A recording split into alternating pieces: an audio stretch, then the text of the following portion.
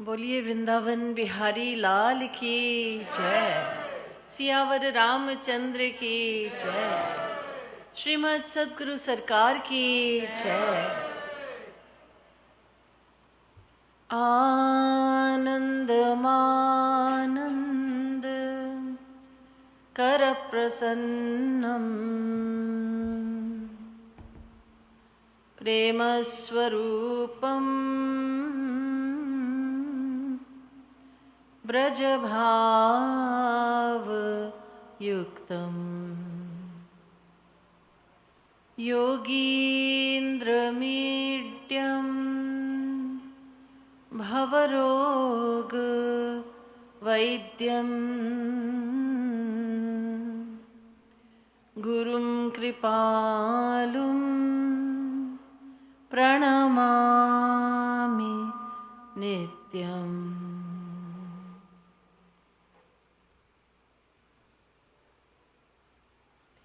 मन्नाथ श्री जगन्नाथो मद्गुरु श्री जगद्गुरु मदात्मा सर्वभूतात्मा कृपालु गुरवे नमः। वन्दे नवघनश्यामं पीतकौशेय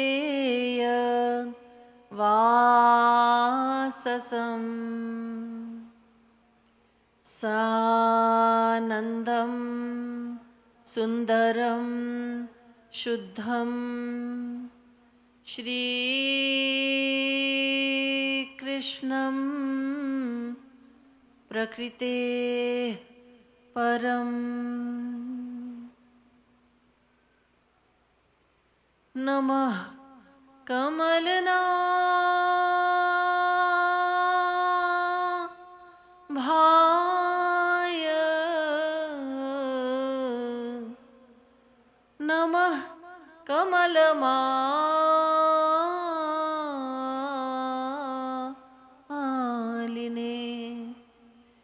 नमः कमलपादाय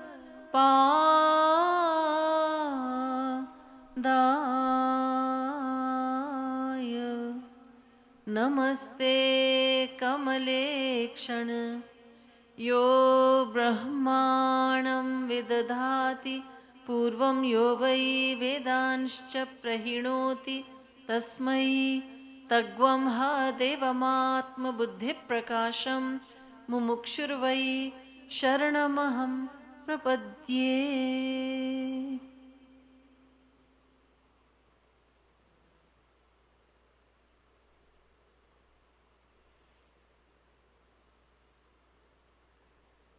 Eternal devotees of God, let's chant for a few minutes. We will sing a divine composition of Jagadguru Shri Kripalu Ji Maharaj from his scripture Prem Ras Madira. It is Dekhu Sakhi Nagar Nand Kumar. The words are going to be projected on the screen, so please follow along. A gopi is saying, "O Sakhi," Sakhi is friend, "look at Shyam Sundar, look at Shri Krishna, who is the crest jewel of Rasiks. He is the giver of the sweetest nectar, Ras. Rasika Rangilo, Gun Garvilo, Nilo Ranganihar. The blue complexioned Lord gives joy to the Rasik saints, and he has innumerable virtues. I sacrifice my all on the way his peacock feather crown tilts to one side, the way his eyebrows arch, and the way his tilak is shining radiantly on his forehead.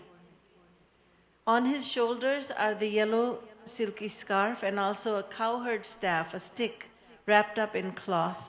In his hands is the flute, and the melodious sounds of the flute captivate everyone in all the three worlds. His cheeks are extremely round, and extremely sweet are his words. which enchant the hearts of all the maidens of Braj. His intoxicated gait puts even the graceful gait of a swan to shame. Shamsundar, when he walks, it's such an intoxicating walk that even the graceful gait of a swan is put to shame. Seeing the unique adornment of his every limb, his body is adorned with so many ornaments, adornment itself, Shringar itself becomes embarrassed. Jagatguru Shri Kripalu Ji Maharaj says, one must see the incomparable beauty of Shamsundar to believe it, because there is no comparison for it in the world.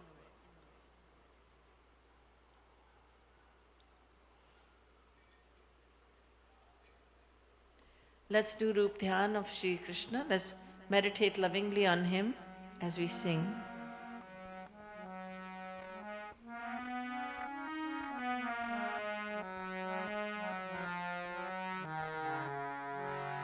Nagar Nand Kumar Dekho Sakhi.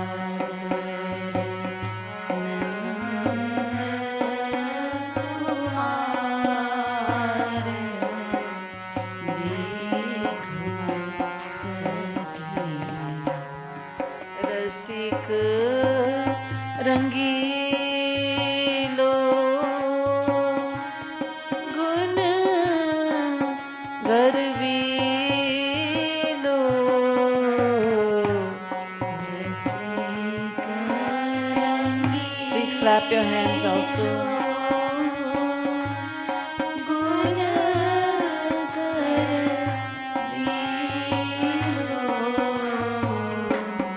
Rasik rangilo gun garvilo rasik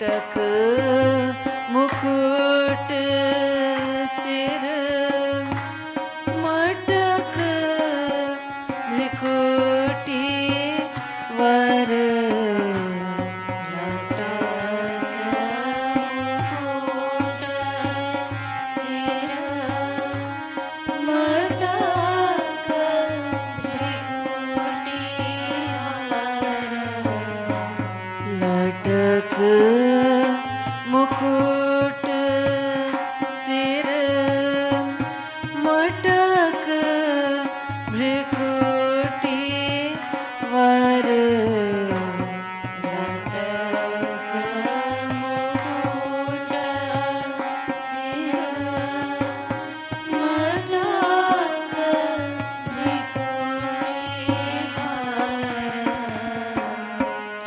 तिलक तिलक बलिहार देखो सखी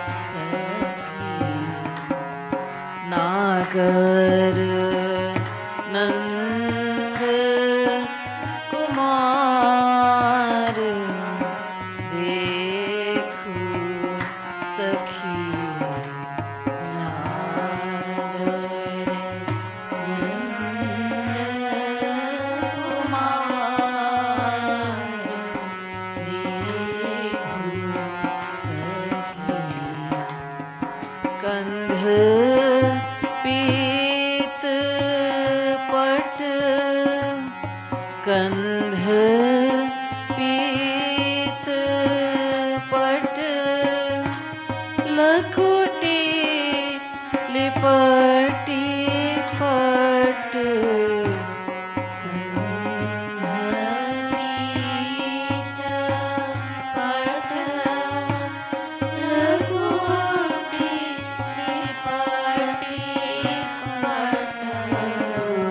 कंध पीत पट लकुटी लिपटी पट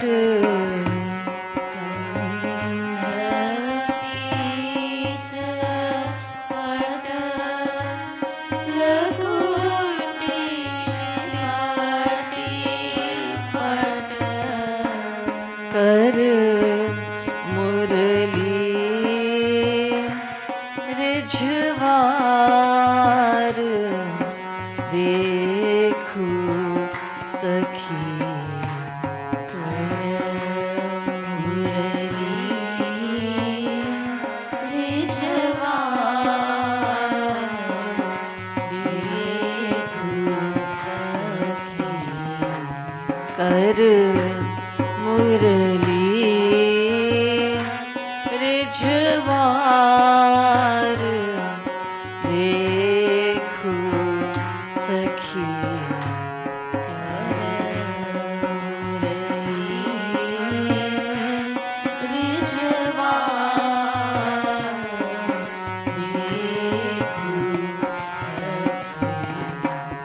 नागर नंद कुमार देखो सखी नागर नंद कुमार देखो सखी गोल कपोलनी गोल कपोलनी अति मृदु बोलनी गोल कपोलनी अति मृदु बोलनी गोल कपोलनी अति मृदु बोलनी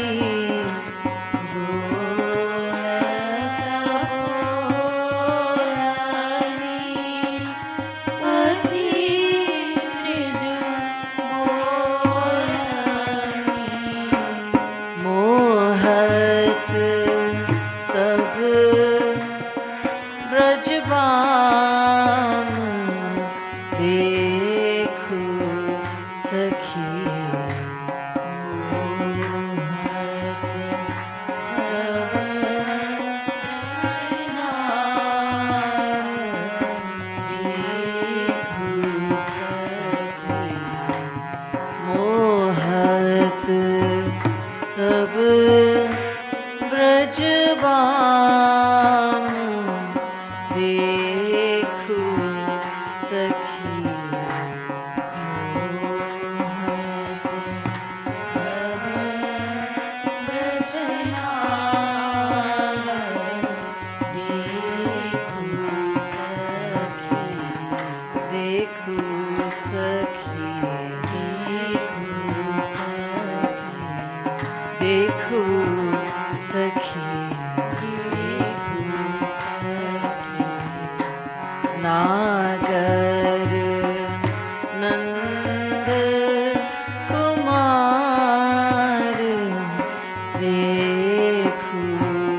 सखी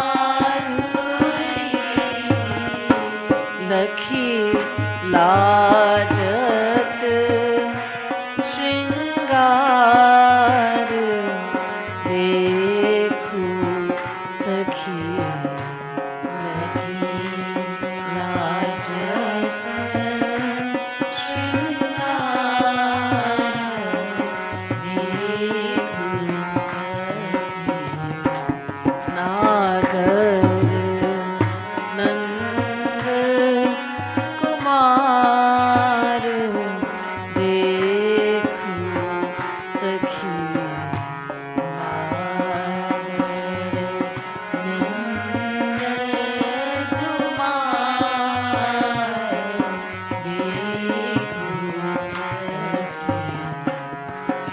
लखत ही बनत,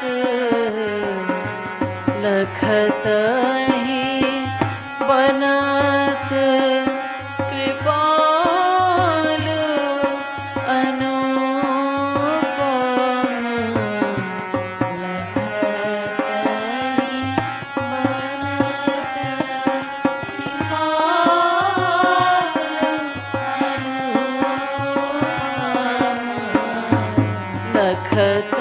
ही बनत, कृपालु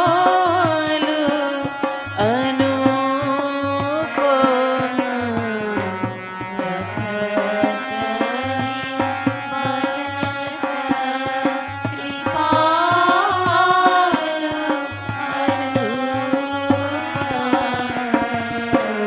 रूप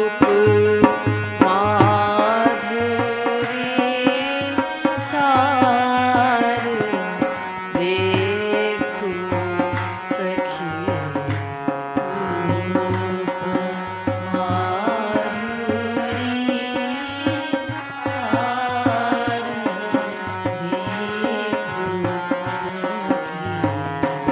रूप माधुरी सार देखो सखी,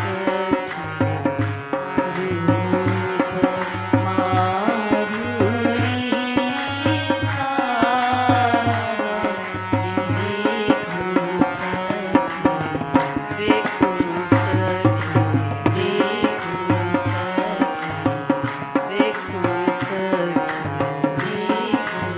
सार देखो नागर नंद कुमार देखो सखी,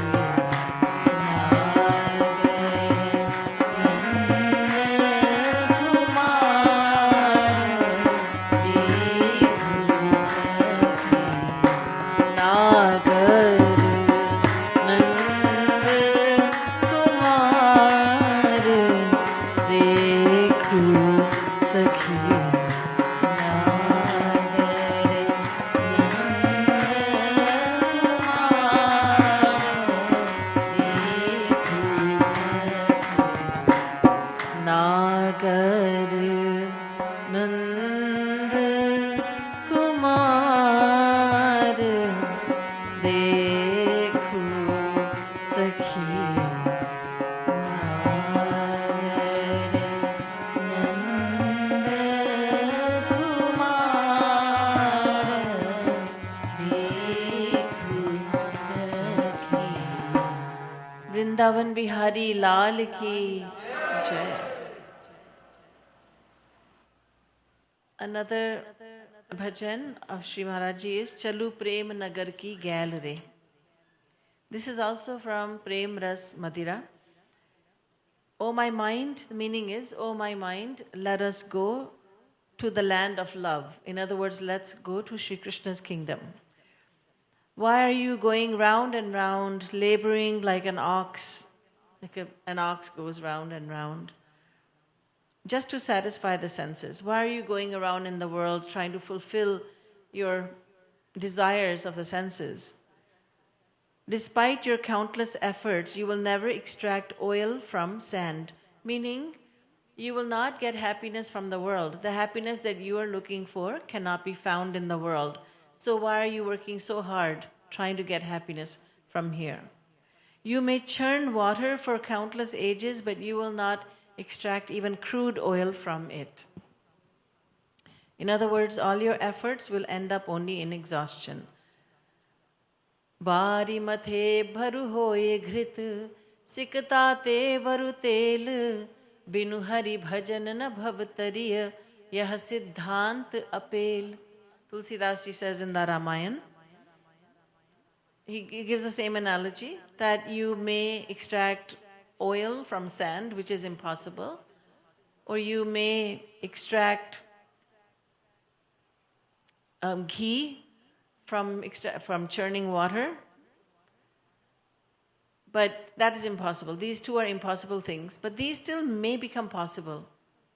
However, it is not at all possible to attain happiness that we are seeking from the material world. The desire for pleasures of Maya and the desire for liberation are very powerful demonesses. In other words, you must renounce these two and just love God selflessly. Ab Kripalu man bhaj unhin kah jo kubja ke chhel re. Jagatguru Shri Kripalu Ji Maharaj says, "O my mind, meditate always on the beloved of Kubja," that is Shri Krishna.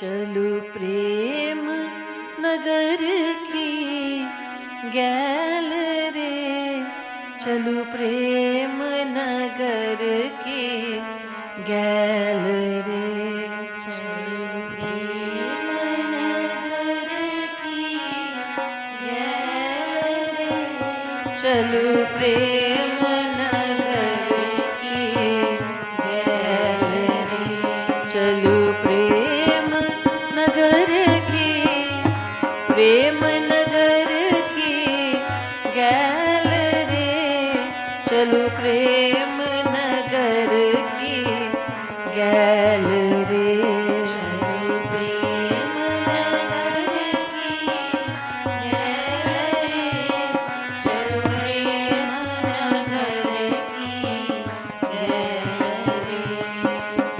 इंद्रिन विषयन हित क्यों भटकत, इंद्रिन विषयन हित क्यों भटकत, इंद्रिन विषयन हित क्यों भटकत, इंद्रिन विषयन हित क्यों भटकत, ज्यों कोल्हू को बैल रे, चलो प्रेम नगर गैल रे, मन जो कोल्हू को बैल रे, चल प्रेम नगर की गैल रे, चल प्रेम नगर की, प्रेम नगर की गैल रे, चलो प्रेम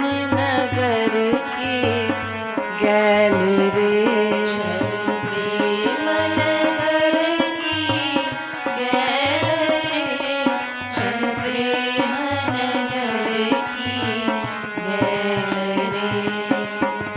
कोटि उपाय करे को तब हूँ, उपाय करे को तब हूँ, कोटि उपाय करे को तब हूँ, कोटि उपाय करे को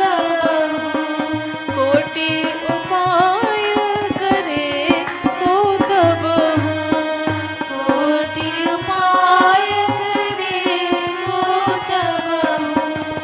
पावना सिख तहीं तैल रे, चलो प्रेम नगर की गैल रे, मन पावना सिख तहीं तैल रे, चलो प्रेम नगर की गैल रे, मन पावना सिख तहीं तैल रे, चलो प्रेम नगर की गैल रे, मन पावन सिख तहीं गैल रे, चल प्रेम नगर की गैल रे, चलो प्रेम नगर की, प्रेम नगर की गैल रे, चलो प्रेम नगर की गैल रे, चलो प्रेम नगर की गैल रे, चलो प्रेम नगर की गैल रे। युग युग मथे वारी कहाँ तब हूँ, युग युग मथे वारी कहाँ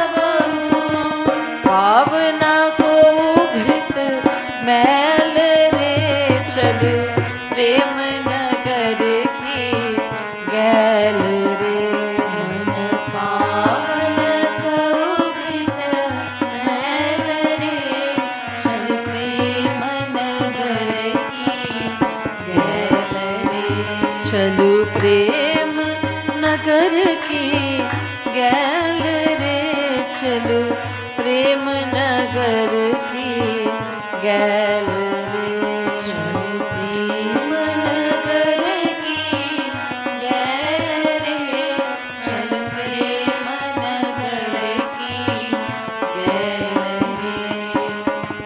भुक्ति मुक्ति इन दो विशाल, भुक्ति मुक्ति इन दोन जानिया, भुक्ति मुक्ति इन दोन जानिया, भुक्ति मुक्ति इन, भुक्ति मुक्ति इन दोन जानिया, भुक्ति मुक्ति दोन जानिया, दोन जानिया, भुक्ति मुक्ति इन दोन जानिया, भुक्ति मुक्ति इन दोन जानिया। अति प्रबल चुड़ैल रे, चलो प्रेम नगर की गैल रे, अति प्रबल चुड़ैल रे, चलो प्रेम नगर की गैल रे, चलो प्रेम नगर, चलो प्रेम नगर की गैल रे, चलो प्रेम नगर की गैल रे, चलो प्रेम नगर की गैल रे, चलो प्रेम नगर की गैल रे। अब कृपालु मन भज उन्हिन कहाँ, अब कृपालु मन भज उन्हिन कहाँ, अब कृपालु मन भज उन्हिन कहाँ, अब कृपालु मन भज उन्हिन कहाँ, भज उन्हिन कहाँ, भज उन्हिन कहाँ, भज उन्हिन कहाँ, भज उन्हिन कहाँ। अब कृपालु, अब कृपालु मन भज उन्हिन कहाँ, अब कृपालु मन भज उन्हिन कहाँ, भज उन्हिन कहाँ, भज उन्हिन कहाँ।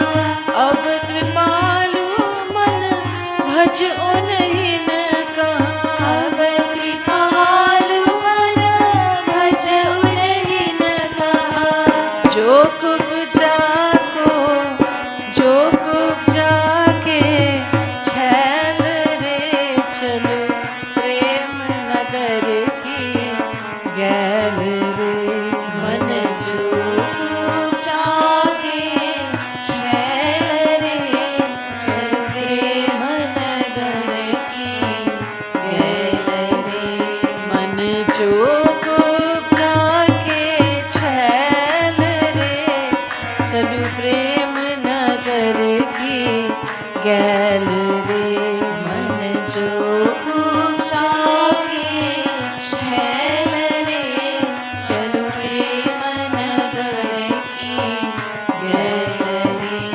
चलो प्रेम नगर की, प्रेम नगर की गैल रे, चलो प्रेम नगर की गैल रे, चलो प्रेम नगर की गैल रे, चलो प्रेम नगर की गैल रे, चलो प्रेम नगर की गैल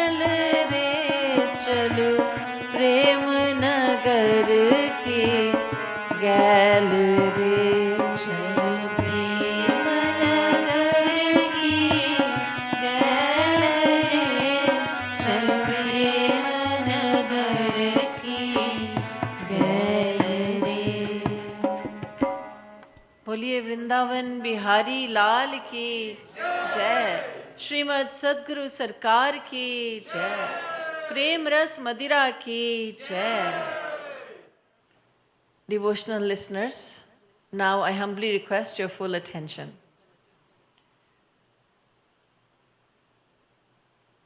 My topic this evening is greatness of Hinduism.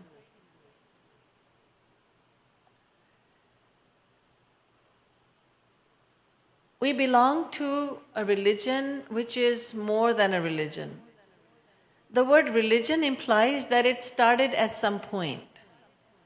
But Hinduism is Sanatan, it is eternal. Its correct name is Sanatan Vedic Dharma, the eternal Dharma of the Vedas. Hinduism is an eternal path, it's an eternal religion. Hinduism is for everyone, not just for some people who call themselves Hindus. It is for everyone. As you may know, anyone can accept Hinduism. Anyone. Without any formalities. Many people ask, can I convert into Hinduism? Absolutely. How do I do it? Just accept it internally. Just accept it.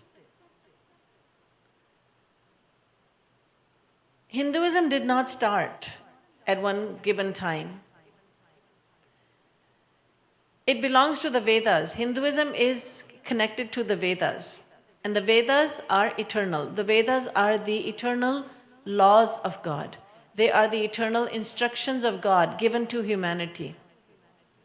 Because God is beginningless, God is eternal, so His instructions are eternal.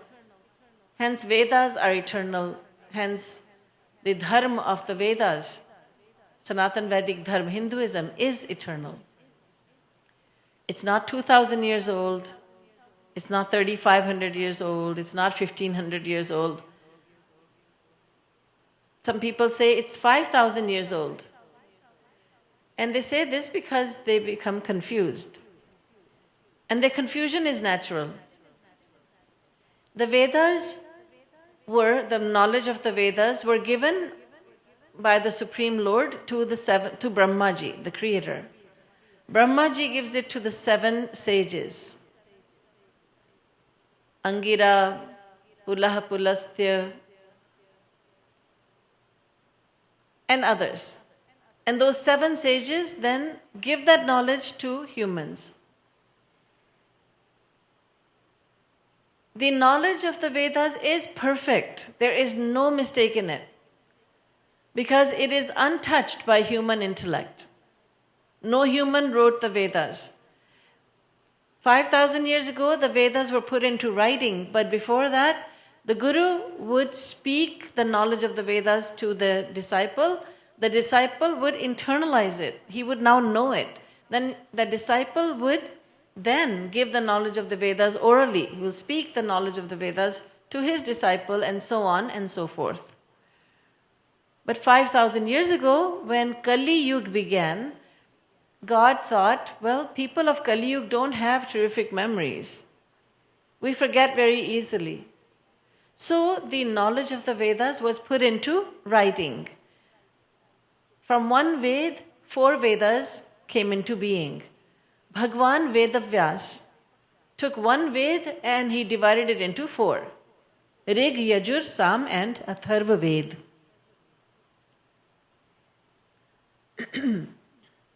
The Vedas were not even written by God. They came from the natural breath of God. They were manifested from the natural breath of God. Nihshvasita masya Vedaha. And the Ramayana says it like this.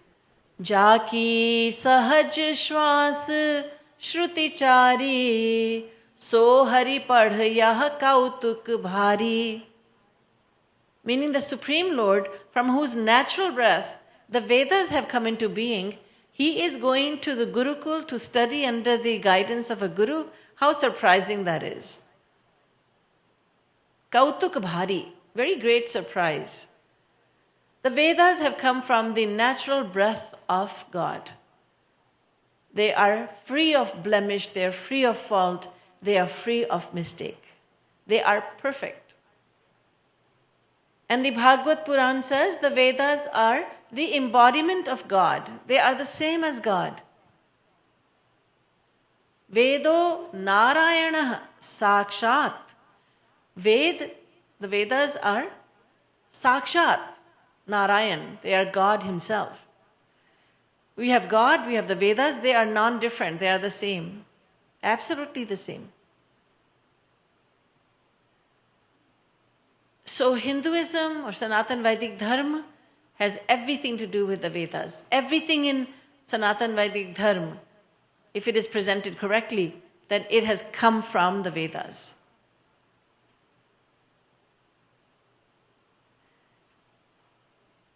And this is the religion that we are following. If you are born into it or if you're following it, be proud of it.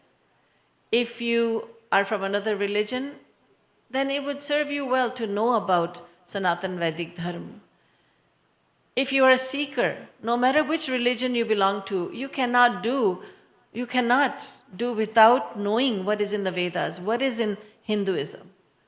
Because Hinduism gives very deep answers, and every important question has been answered. For instance, everything about the soul, the Atma, has been told to us by the Vedas. And when I quote from the Upanishads, please know that Upanishads and Vedas are the same. We want to know about the self. That is the first question. Who am I? Main kaun hoon?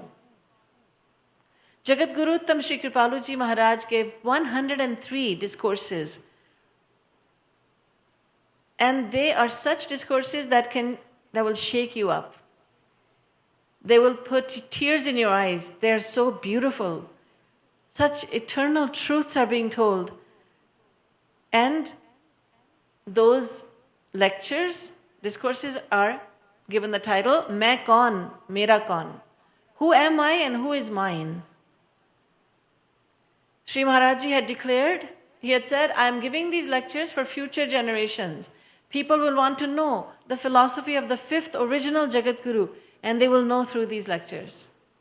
Main kaun, who am I? Mera kaun, who is mine? Such basic questions. And these questions are answered by the Vedas. Who am I? I am the soul. I am the Atma. The Atma, the Vedas explain to us that the Atma, the soul, is the one that makes the entire body functional. It gives consciousness to the body. We all observe that when the soul leaves the body, then that body, nobody wants to keep that body at home. Saint Tulsidas says, Ja din man panchi udi jai hai, घर के कहीं bag ही काढ़ो, भूत भये को खई है, जा दिन मन पंछी उड़ी जई है. When the soul has departed from the body, now people say, Bhoot, that's a spirit, that's a ghost. And get it out of the house quickly. Let's dispose of it. Let's cremate it. Let's bury it. Let's dispose of it. Nobody wants to keep it in the house. And the same wife who loved her husband dearly, now she looks at that body and she becomes afraid. Because her husband is not there. He is the Atma. He has left. Atma has left the body. Now this is the outer shell that remains. And nobody wants to keep it in the house. Everyone becomes afraid. They consider it inauspicious. So spirit, soul, the Atma is the one that keeps the body functional, that gives consciousness to the body. Alo mabhya anakhebhya, Chandogya Upanishad says, the entire body from head to toe becomes conscious due to the presence of the soul.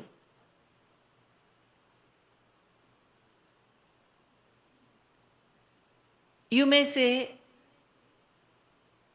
well, see, we think that the body is sentient by itself. But the Vedas say, no, the body has no life. It is by itself, it is insentient, it is lifeless. But we say, but if you stick a pin in your skin, it will hurt. It hurts when you stick a pin in your arm or in your foot. It does hurt, any part of the body. So how can it be that the body is insentient, that it's lifeless? By itself, the body is lifeless. But I'm moving my hands, I'm moving my head, I'm working with my hands, I'm walking using my legs and my feet. Yes, yes, yes. But you can do all of this only as long as the soul is in the body. Take the soul, when the soul is taken out of the body, when the soul leaves the body, the legs and feet and arms and every part of the body is still there. It doesn't disappear, but no work can be done. None of the sense organs can work because the soul has gone. The giver of energy is gone. The giver of life is gone. So the soul is what we really are. That is our essence. This is what the Vedas teach us. You are the soul. Naham manushyo, na cha deva yaksho, na brahmana, kshatriya, vaishya, shudra. I am not a manushya, I am not a human, I am not a devta, I am not a yaksh, I am not brahman, I am not kshatriya, I am not vaishya, I am not shudra.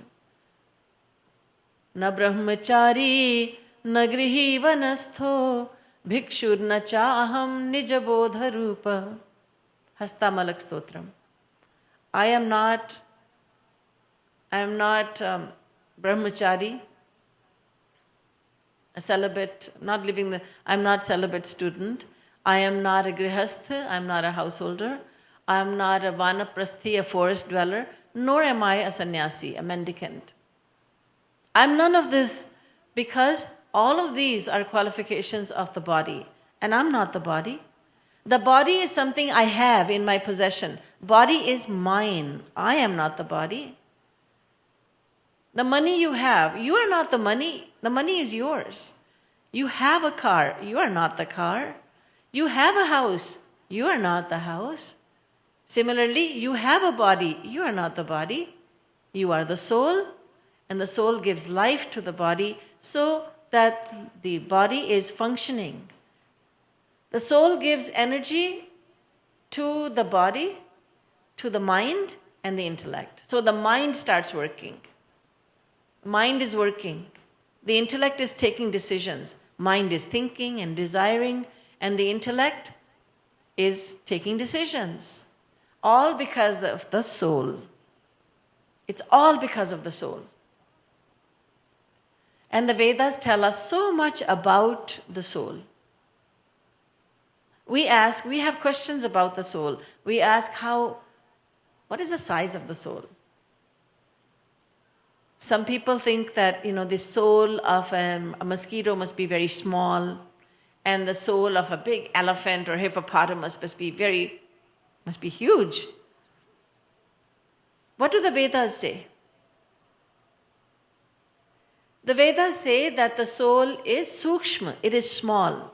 How small? It is the smallest of all. Eshonuratma. Eshonuratma. The soul is small. Anupramanat. The Vedas say it is anu, meaning small, so small that there's nothing smaller.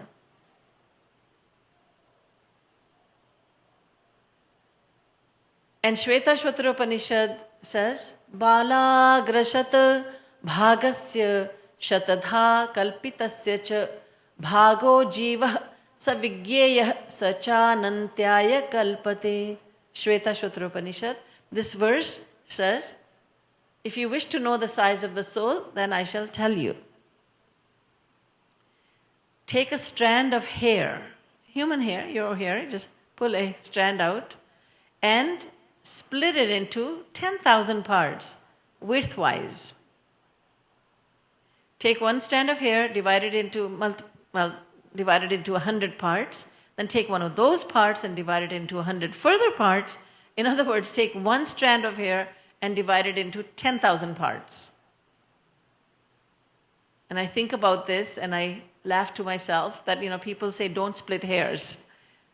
And the Vedas say split a hair into 10,000 parts. And that is the size of the soul. That is the size of the soul. There's nothing smaller than the soul.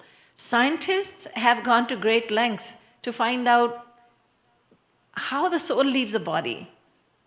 Can we see it? Can we get a hint of it? Where is it leaving from? So a scientist who was dying, he volunteered himself. He said, enclose my body in a glass case, airtight glass case. And so his wish was fulfilled. He was put in a glass case, was airtight. And the other scientists, they were observing him. The man died, the scientist died, and there was not a single little crack in the glass anywhere. Not the most minute, nothing. There was nothing. Where did the soul leave from? Soul cannot be seen. You cannot perceive it. And yet this soul is giving us life. It's giving the body life. Oh yes, people say, is there one soul? Or many people say, there's just one soul. No. Sachanantyaya kalpate. There are unlimited souls, says Shvetashvatara Upanishad. If there were one soul, then if one person dies, that one soul leaves the body, then everybody should die. One member of the family dies. If there's one soul, then everybody in the family will die. If there was one soul, then if one person dies in the village, everybody in the village dies. If one person dies in the world, everyone dies in the world. But that doesn't happen, does it? So there are countless souls, and they're known as individual souls. Every soul is individual. It's not that there is only one soul. There are countless souls. Sa chanantyaya kalpate. Anant. Countless. Keep on counting and you'll never stop counting. Infinite souls. Well, are there infinite souls? They have to be finite because this universe is finite. Yes, but there are countless other universes. Countless other universes. Researchers are trying to come to the terms with the fact, and they're coming close to understanding that this is not the only universe. Then they say, no, there are tens of other universes. Then they say, no, there are hundreds of other universes. Then they're saying, no, there are thousands of other universes. And perhaps they will come to one day understand and accept what the Vedas have been saying since beginning this time, and that is there are infinite number of universes. Sankhya chet rajasamasti na vishwanam kadachana Brahma Vishnu Shivadinam tatha sankhya na vidyate. This is a verse from Devi Bhagavad Puran that says that you may count, it may become possible for you to count the grains of particles of dust that exist in the world. That's an impossible task, isn't it? Count the particles of dust that exist in the world? Are you kidding me? That's impossible. Yes, well, but that may become possible. However, it is utterly and absolutely impossible to count the number of universes that make up this creation at large. Devi Bhagavad Puran is telling us this. So, if someone has a doubt, well, there are countless souls, where are they all?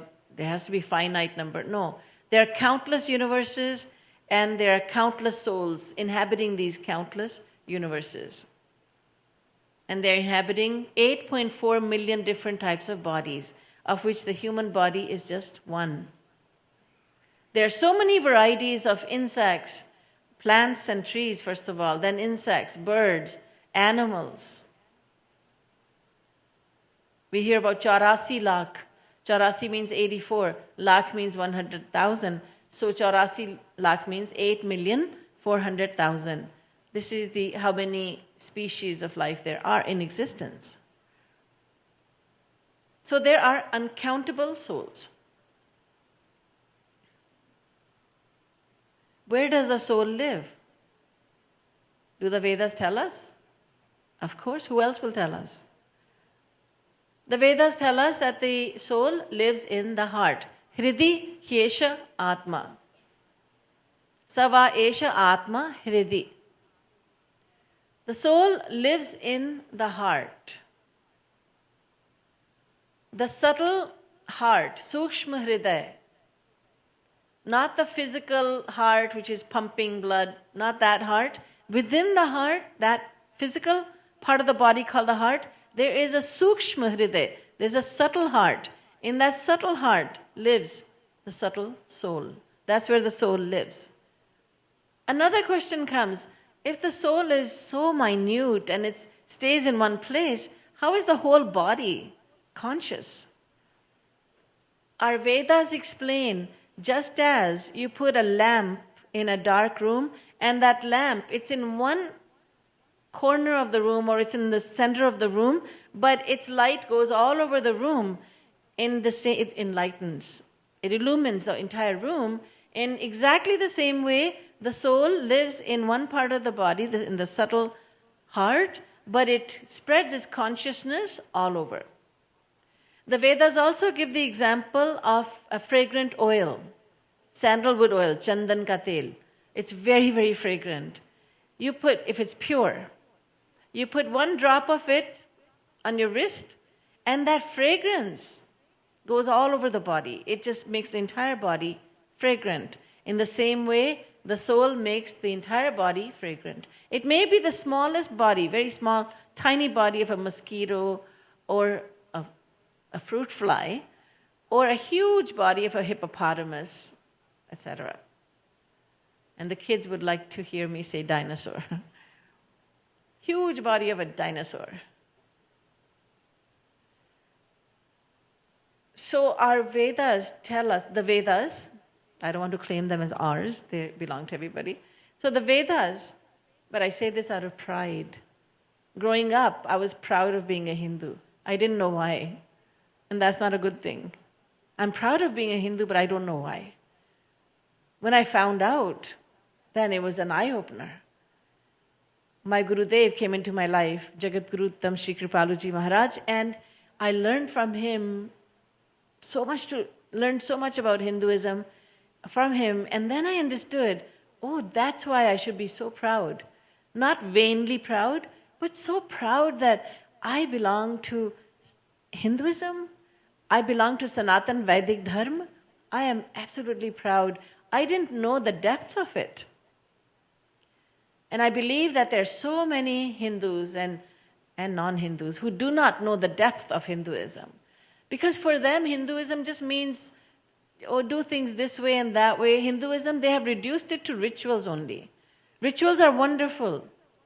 Do not misunderstand me. Rituals are wonderful. But the knowledge that the Vedas give, that is first and foremost.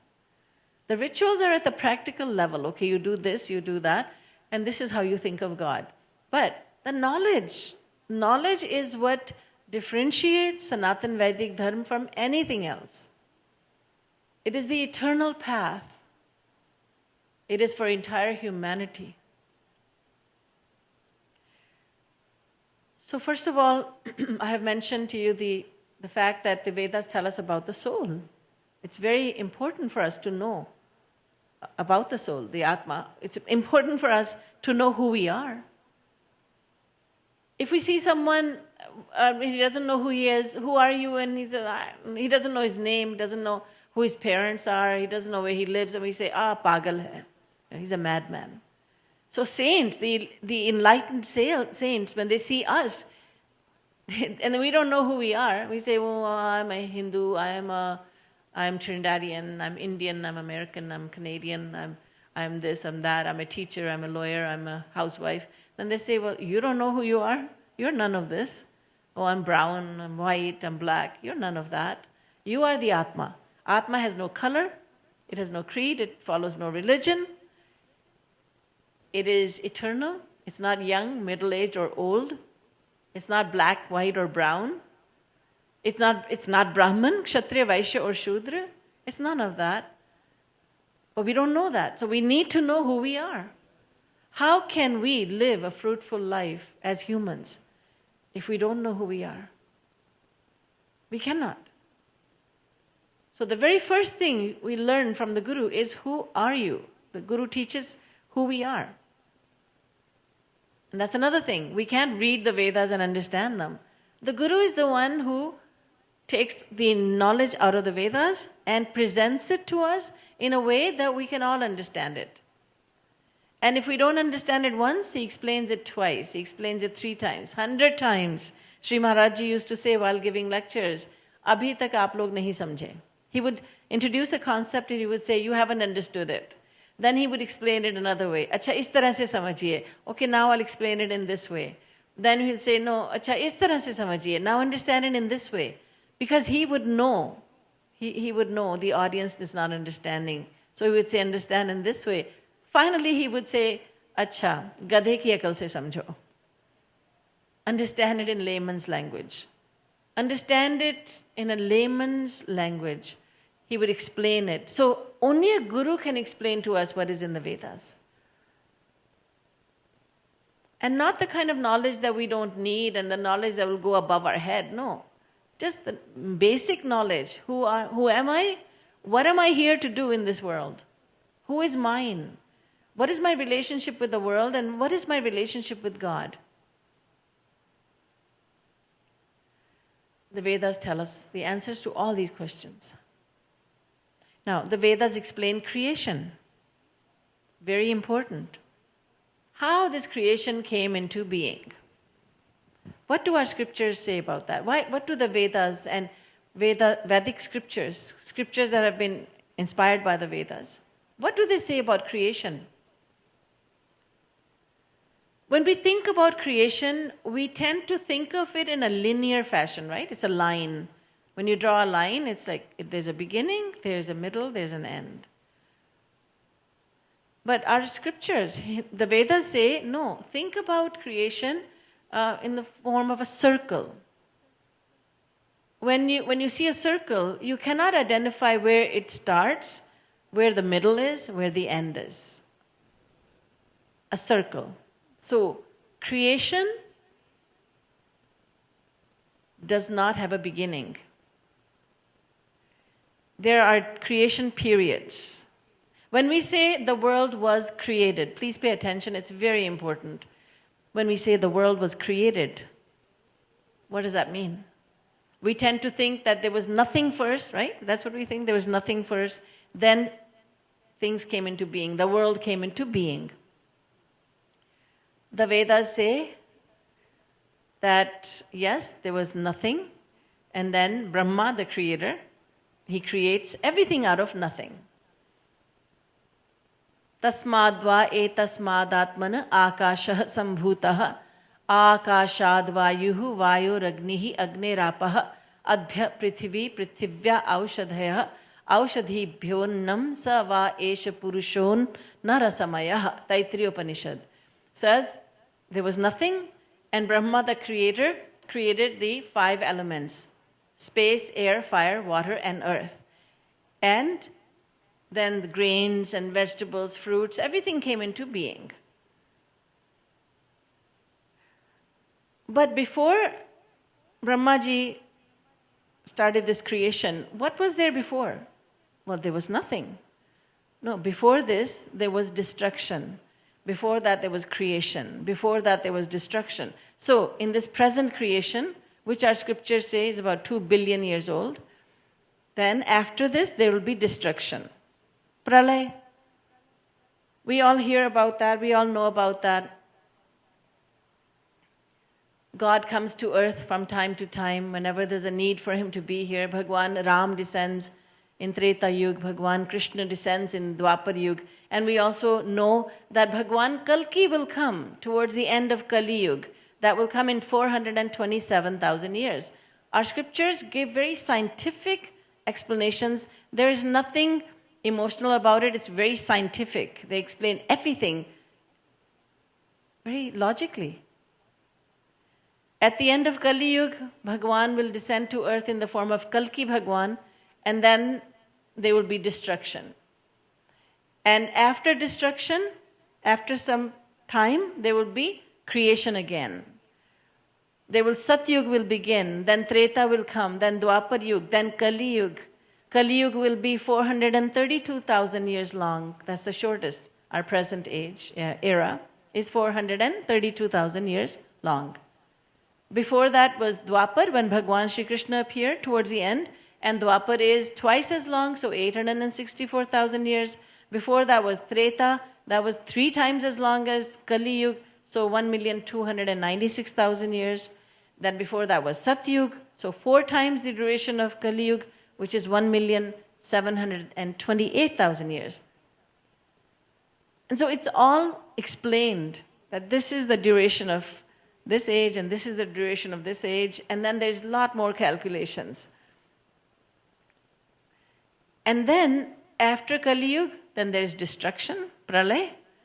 And when pralay happens, what happens is that everything that exists goes into, and every universe has a different time when it is destroyed. So this one universe, it goes into Bhagwan's Mahodar, the giant stomach, or you can say the unlimited stomach of Bhagwan. In other words, God absorbs everything within himself. But then as long as all the individual souls are within God, they cannot do anything. They cannot work towards God realization. And then after some time, creation begins. That means whatever was within God, it is now revealed once again. It's revealed. Once again, Satyug comes. Once again, after that, Treta, then Dwapar Yuga, Kali Yuga, then destruction, then creation. Satyug, Treta, Dwapar, Kali, then destruction, then creation, then Satyug. This is a cycle that has repeated itself countless times. Countless times. The word Srishti in Sanskrit, which means creation in English, the word Srishti comes from the root word Srij. Srij means to be revealed, to manifest or to reveal. That is Srishti. So our scriptures are saying, the Vedas and Vedic scriptures are saying, that creation means that something that already existed and it was then destroyed, and now destroyed meaning not destroyed forever, but God had absorbed it within himself. Now he's going to reveal it once again. So once again we take birth. Once again we perform actions. Let's say that you had attained God realization, or rather you had gone 50% of the way towards God realization, and then you died, and then pralay happened, then creation started. Now you will start with 50% credit that you'll be given because of your previous work. You will start as you left off. It's like a cricket match. It did not get finished in one day, but everything starts the second day as it ended on the first day, right? You all know about cricket. So everything starts where it left off the previous day, because the match is continuing, and that's how Srishti or creation is. This is how, in a nutshell, this is how our scriptures explain creation.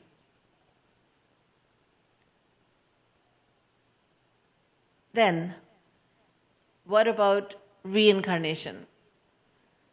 We take birth again and again. Somebody said to a Hindu, I'm a born again. And Hindu said, I'm born again and again and again. Born so many times, uncountable times I've been born. Reincarnation, so scientific. There was some years ago, there was cover of Time magazine from the US, and it said, we're all Hindus, something like that. And I thought, that's intriguing. What does that mean? What the writer of the article meant was that the Hindu principles, such as reincarnation, those principles are being accepted by more and more people of the world, because nothing else makes sense. Nothing else makes any sense, if you think about it logically. We are works in progress. In this life, as humans, let's say that you are working towards your ultimate goal of God realization. You're working towards that. And then you succeed, let's say 30%. Then what's going to happen? After this, that's it? There's one and only life? Nothing more after this? How can that be? What will happen to you? Oh, that's it, I'm going to die and that's it. No. The Vedas say, no, that's not the end of you. You will live again. More and more people are now talking about their memories from their previous lives. They're going to past life regressive therapy. They're trying to find out where they were in their previous life. And there are so many people around the world, from around the world, who are giving very believable testimonies as to where they were in their previous life. A little boy said, Mommy, I died, I was in a war and I died, and research is done, and the boy is speaking such words that he's not familiar with. He should not be familiar with those words, wartime words. And they conduct research, and sure enough, there was a soldier who died in such and such a country during such and such a war, and this boy has memory of his lifetime as a soldier. So many people of the world are beginning to embrace the logical idea that there is reincarnation, that we don't live just one life. There are countless lives. We have lived before and we will live again. Shri Krishna says in the Gita that when the soul leaves the body, then it takes on another body. Vasansi jirnani yatha vihaya navani grihnati naro parani tatha sharirani vihaya jirnanyanyani sanyati navani dehi. In the second chapter, Bhagavan Shri Krishna says, O Arjun, the soul leaves one body and it accepts another. So it's just like a person, an individual, taking a bath and changing clothes. He discards one set of clothing and he puts on a fresh set of clothing. That's how he explains death. The soul just gives up one body, it assumes another. Kathopanishad says, Yatha karma yatha shrutam. The body you will receive next time around, that decision will be made by God, but that decision will be based on your actions. How did you spend this human life? Did you do what you were supposed to do? Did you take advantage of this greatest privilege of being born a human? Yes? No? Little bit? A lot? That answer will determine the kind of body you will get in your next life. And our aim is to make progress towards our ultimate goal in life, which is to go to the kingdom of God.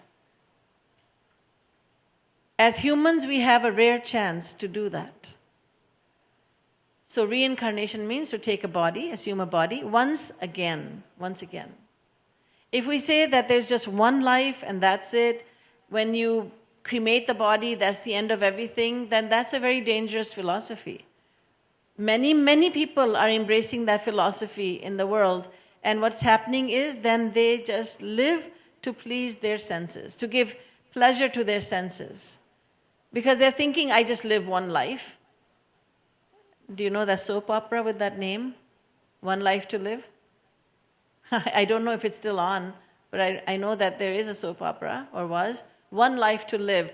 And I think about that. That means the philosophy is there's just one life. So if your philosophy is there's just one life, then you will do whatever you can, beg, borrow, steal, do whatever you can to just enjoy life. That's it. There's a very interesting story I'd like to tell you about this. The Devatas, their guru is Brihaspati. And the Asurs, the demons, the Rakshasas, their guru is Shukracharya. So once Shukracharya ji had gone to do penance, and he wanted to get the power to revive the Asurs who had died in battle. So he went and he told all his disciples, I shall be back. Now Brihaspati ji, the guru of the Devatas, he took advantage of this opportunity, this absence of Shukracharya ji. He assumed the form of Shukracharya and he went to the Devatas. He went to the Asurs rather. He wanted to weaken them. He wanted to make them weak so that when they fight with they would declare war on the Devtas would win. And the Asurs would be so weak that they would lose. And God is always on the side of the Devtas because they are on the side of virtue. So Brihaspati ji went to the Rakshasas and he looked like Shukracharya ji, and all the Asurs were surprised. Guruji, you're back so early? He said, yes, I got it all done. And he said, look, I'm going to tell you something and all come near me and I'll tell you. So he started teaching them a very dangerous philosophy. What was the philosophy?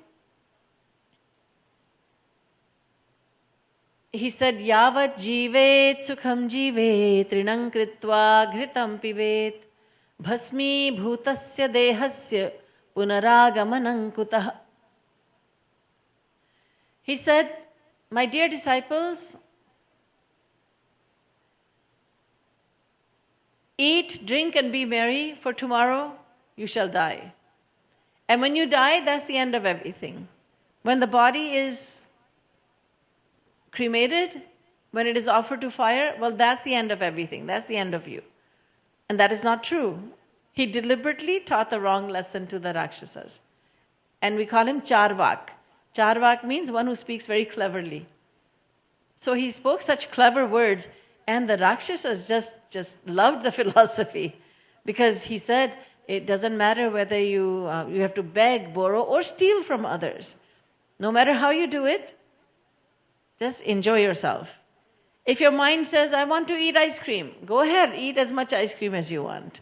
Your mind says, I want to slap that person, go right ahead. Fulfill your desire.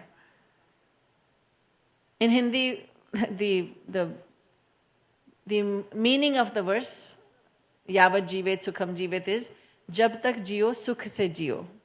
I know some of you will understand. Jab tak jiyo sukh se jiyo, karza karke ghee piyo. So it doesn't matter if you go into debt, just live the good life. Meaning, cater to your senses. Eat the best food, sleep on the most comfortable bed, buy whatever you want. What a dangerous philosophy that is. So the Asurs, they just loved the philosophy. They started living like that. And they became very, very weak. The fact is that we don't have just one life to live. Everything we are doing right now, meaning what we are thinking, is going to come back to us. It's like a boomerang. Throw a boomerang and it comes back to you. So our actions come back to us as reactions. Every action has a reaction. Avashyameva bhoktavyam kritam karma shubhashubham. Shubh and ashubh karma. Good deeds and sinful deeds. For both of these, we must bear the consequences. So reincarnation makes perfect sense. I haven't found any other philosophy that makes sense. That the philosophy that says there's only one life to live, that's it, one life. Then if there is one life, please pay attention, if there is one life, then why is one person born poor and one person born in the lap of luxury? Why did God make one person poor, one person rich? Why is one person born blind and the other has perfect eyesight at the age of 90? Why is one person completely healthy, no matter what he eats, whatever, he's healthy. The other person is so much into fitness and nutrition, has a massive heart attack at 34 and dies. Why all these differences? Why is one person born in a family of devotees and another person born in a family of atheists? Why is one person born to a mother who is addicted to heroin and this person is born, the child is born an addict, heroin addict, and the other is born in such a sattvic atmosphere? Why the differences? If there's just one life to live, everybody should start out the same way. But the differences are there because of our previous lives, what we have done in previous lives, that determines where we are in the present life. The family you took birth in, what you were taught from birth, your environment, some things that you could not control because you were just a child. What were you taught? What kind of parents you've had? What kind of family you had? Where were you born? There are people who are born in family of criminals. There are children who are born in jails, prisons. What did they do? People say, what did the child do? But it all has to do with previous actions. Now the consequences are being given out. So it's a law of nature that every action has a reaction. So the Vedas say every action has a reaction. Let me continue after a little bit of kirtan.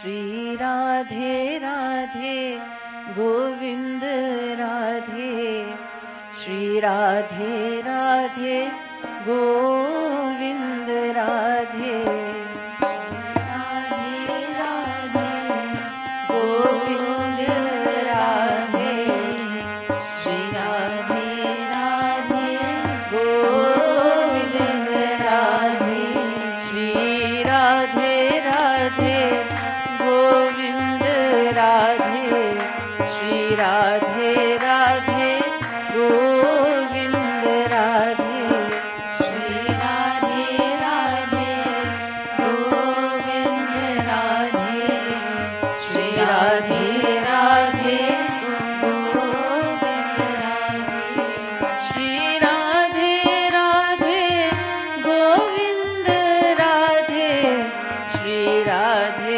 Radhe Govind Radhe Please sing and clap.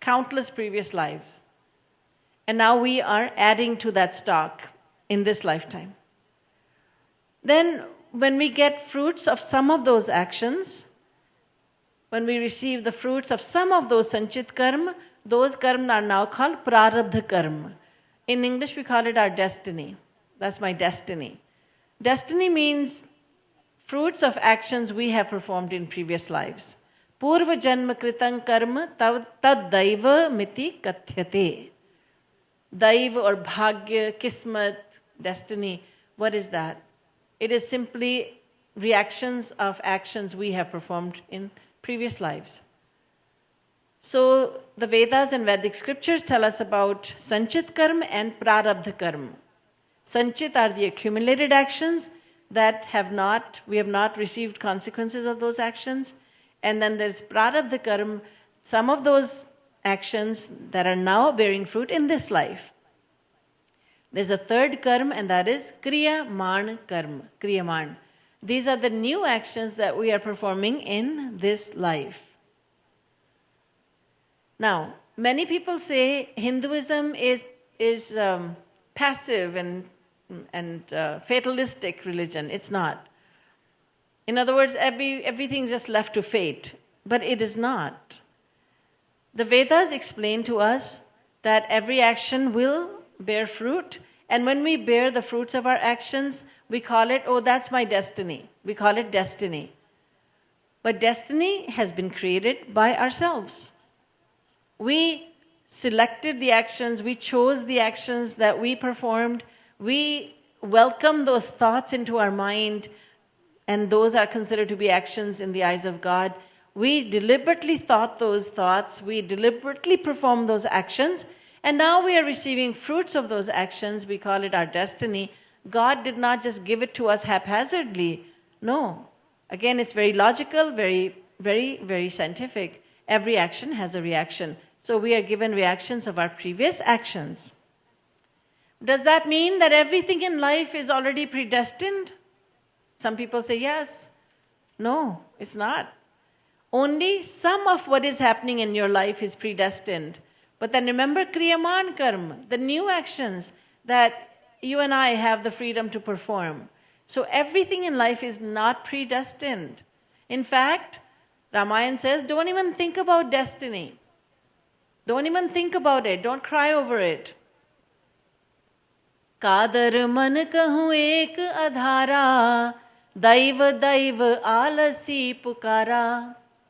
Only the lazy ones shun action and cry over destiny, says the Ramayana. Don't even think about destiny. Think about what you can do, the exciting things you can do with the freedom you have to perform actions. You can rectify the wrongs of the past. We can all do that by performing new actions, kriyaman actions. So how is it that Hinduism is fatalistic? It is not. In fact, it gives great encouragement that no matter what you've done in the past, in previous lives, and your past, meaning even up till yesterday, it doesn't matter what you have done. The past is the past. Now you can make the future better by working very intelligently in the present. Use kriyaman karma wisely. Use that freedom to perform kriyaman karma very wisely. So does any of this sound illogical to you? Yes? No? Any of it, is it illogical? It's not illogical. It's all very logical, scientific. It makes sense. And if something didn't make sense, you can ask me later on, afterwards. But everything that we learn from the Vedas makes so much sense that we are forced to say, this is the truth. This is the truth. The truth is always very beautiful. And the Vedas present it to us. The Vedas give us the truth. We can't understand it. The Guru extracts those truths and presents them to us. So everything I've said today has been taught to me by my Guru, Jagat Guru Uttam Shri Kripalu Ji Maharaj. He was an encyclopedia of knowledge. There was nothing that he did not know. And that's not surprising because he was a divine being who walked this earth. He knew everything. Sometimes he would laugh and he would say, people call me computer Jagadguru. They say there's a computer fixed in there. And we would laugh at that and then sometimes he would say, oh, you people are not impressed no matter what I say, no matter what kind of lecture I give. So then we would say, but Maharaj, we already know that you know everything. Because a divine being knows everything. So the world is extremely fortunate, blessed beyond belief to have Jagadguruttam Shri Kripalu Maharaj live here on earth so recently. He left us at the age of 91. He stayed here for 91 years. He left his body in 2013, but he's still so much with us. So vibrantly he's with us in the form of his knowledge, in the form of his beautiful bhajans and kirtans. And he responds to anyone who still surrenders to him. He responds very, very clearly, he responds. So we learn about the beautiful scientific explanations of the soul, creation, reincarnation, the theory of karma. We learn it from the Vedas, but the concepts are explained by a divine teacher known as the Guru. There are many other beautiful aspects of Hinduism that I would like to speak about tomorrow in the final session over here. And also, I will take up some of the misconceptions and misunderstandings about Hinduism tomorrow. So tomorrow we'll meet here at the same time. Until then, Boliye Vrindavan Bihari Lal ki Jai. Srimad Sadguru Sarkar ki Jai. Jai Jai Shri Radhe. Jai Jai Shri Radhe. Jai Jai Shri Radhe.